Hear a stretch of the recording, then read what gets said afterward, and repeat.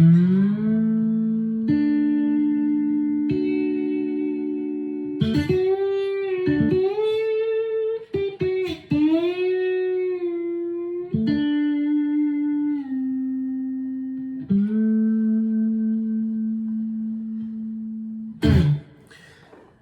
happening, friends? So we're looking at some slide playing today with using the CAGED system. So I'm looking at a D major chord. So if I think about the CAGED system for a D chord,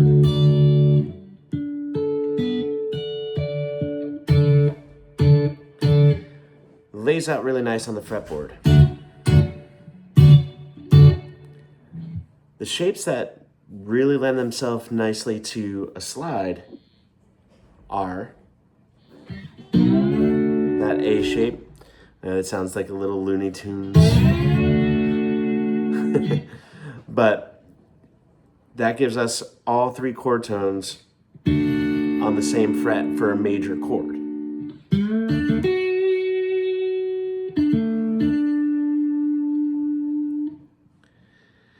Now, we can call that the A form or the G, because this is our pivot point that connects the two. So if we know our intervals between the strings and know where our root, our third, and our fifth are, all our implied motions, which remember are our second, fourth, and sixth.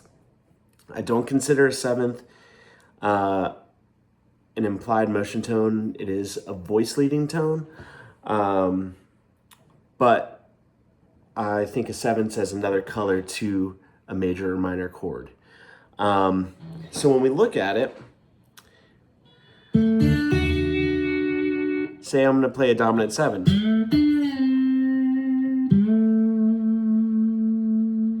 Well, it lays real nicely right there.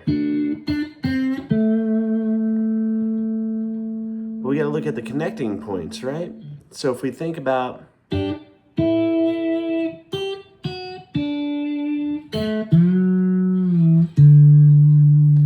I'm in the C shape.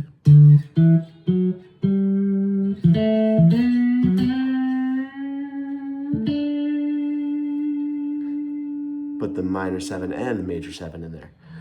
So the C shape is nice. We're trying to play on some of the lower strings. Kind of be lazy with it. But it also works out nice if we're playing, our 4 chord in the progression. So in the key of D, that would be a G chord.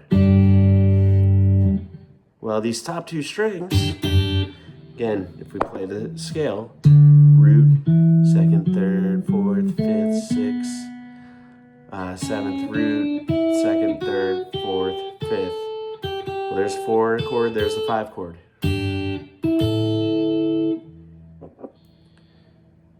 So easily we can, because that's our root and the 5th of the 4 chord, root and 5th of the 4. There's these cool things that you can do with the bar and kind of gloss over and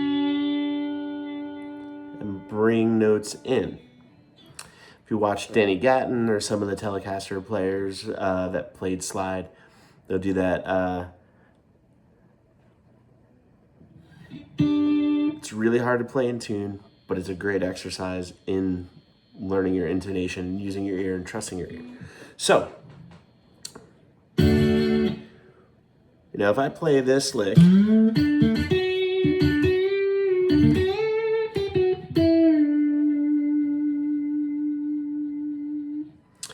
I'm playing 5th, root, 3rd, 4th, back to the 3rd, up to the 5th.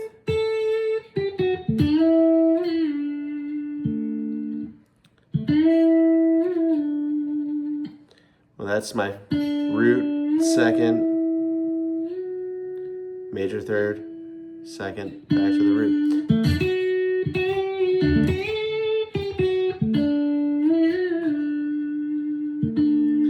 So if I want to play the inside of the, inside strings of the guitar, which have a little bit more beef, a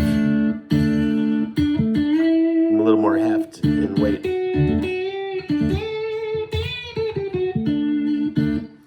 we can play that there, but we can, again, that's moving from that's saying we're in the G shape here. But if I want to play down here in the A and work myself down to put me in a better position for the next chord,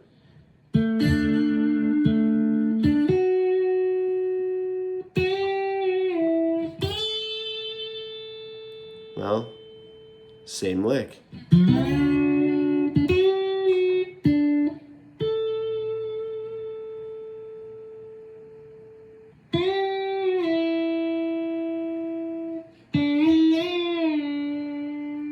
Now I'm down.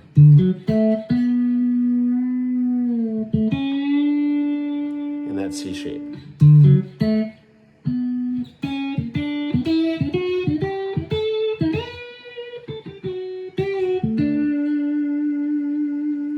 Another thing I do when I'm playing slide that a lot of the greats do is get that ghost note.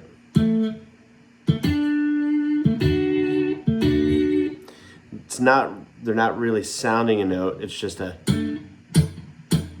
kind of percussive state.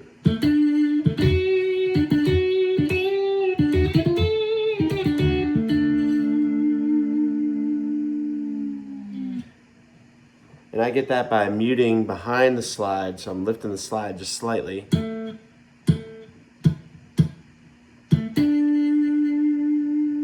And playing the adjacent string with the note I'm intending to play.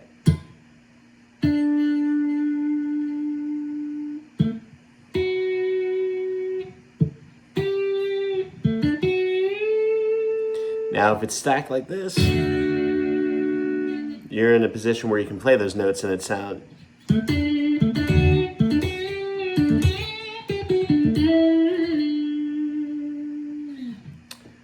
So you can actually fret those, just make it a quick attack and stop it.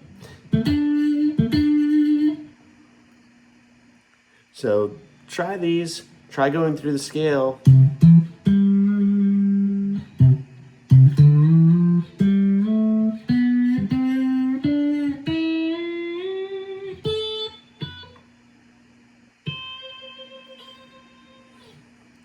That was a C major scale, not a D, sorry.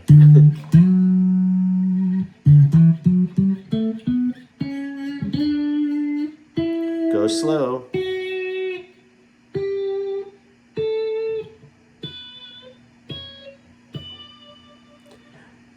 If you have a snark or a nice pedal tuner that you can kind of keep an eye on the pitch and make sure you're playing in tune. Even through your vibrato, you want that note to move just the slightest, but landing on that note in tune first. And then moving left or right of it just slightly to give it that vibrato. It's going to help build your pitch in your ear, as well as your muscle memory on where to land on your guitar. Every slide's different, every guitar's different. Your touch with your right hand and left hand, everybody's very different, and it's a personal thing that you have to just sit with. And it changes from guitar to guitar, whether you're playing acoustic or electric. I set up my action on my electric guitars with high enough action to play a slide comfortably.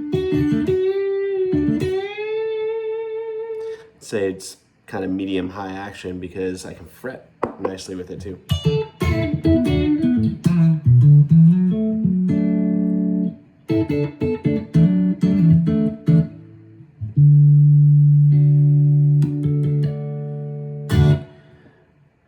Hopefully that helps to get you started in some places. If you're playing a song like Handle with Care by the Traveling Wilburys, where chord progressions that D over C, B to a G.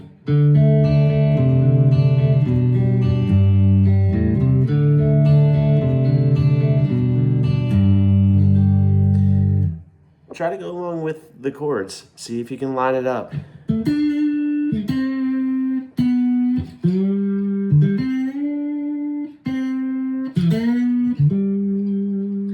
Then try it in different positions.